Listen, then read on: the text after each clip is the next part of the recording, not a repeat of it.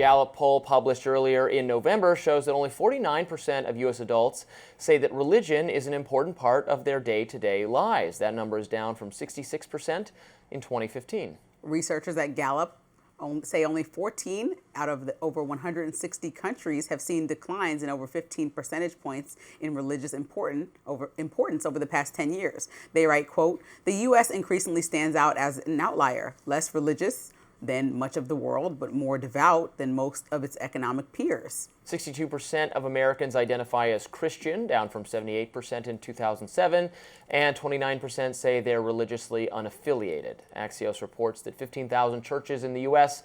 are expected to close their doors this year. Public Religion Research Institute CEO Melissa Deckman says that Gen Z women are the ones leading the exodus away from Christianity. According to Pew Research, the decline is largely due to people shedding their religious identity after having been brought up in a religious environment. Interesting. I've actually noticed a slight uptick in the religiosity of not exactly my peer group, but people on the right, young people on the right, particularly Catholic identity. Viewers know that I was raised Catholic. I went to Catholic school. I'm not a practicing Catholic, but I identify with Catholicism culturally.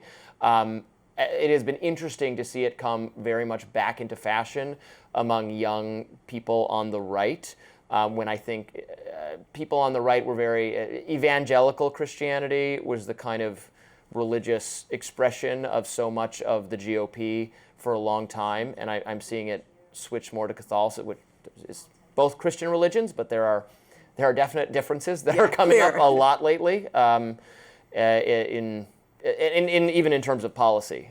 So it's interesting. I think Gen Z is like the rebel generation of our times, right? Mm-hmm. They're like shutting down their ideas about organized religion. They're also the rebel child in a way that if my parents did it, as we noted in this study, then they're shying away from something that they were taught. We see Gen Z walking into their employer and requesting astronomical starting salaries, and compared to like even my parents who were like, be happy of the job, work slowly for it. I kind of broke away from that for like, oh, here's what I would like, and argue that. And then Gen Z walks in, no, I want $100,000.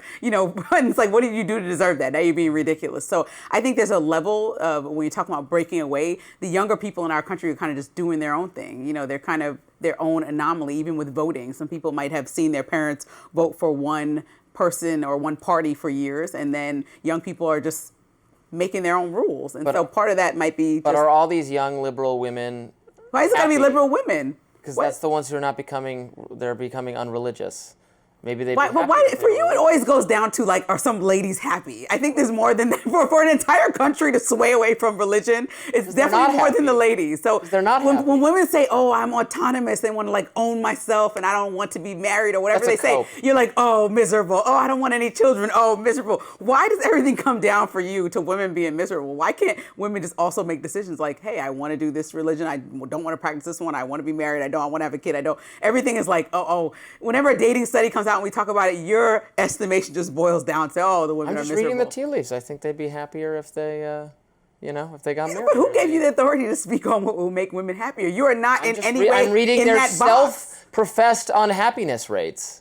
I don't care what makes them happy. The entire country right now is really not that happy because the president, I'm happier than ever, Lindsay. I don't know what you're talking about. I sent a pitch to do this story. There's actually a historic high of unhappiness in our country. And I wonder what it's attributed to. Now, if you like to just estimate that this is what these women are thinking, I'd like to estimate that if we're looking at President Trump's poll numbers, and they're historically low and at 39%, and the country is historically high on happiness, and then the economy's not doing that great. Putting that all together might be the reason why people aren't that thrilled about the current state of affairs. So that's maybe they should go back to the church. And President Trump's certainly not leading the charge with getting people back into the church. I wouldn't call him the most religious president of our time, would you? Well, he's well loved by very religious Republicans. Does that make somebody religious? I think he's.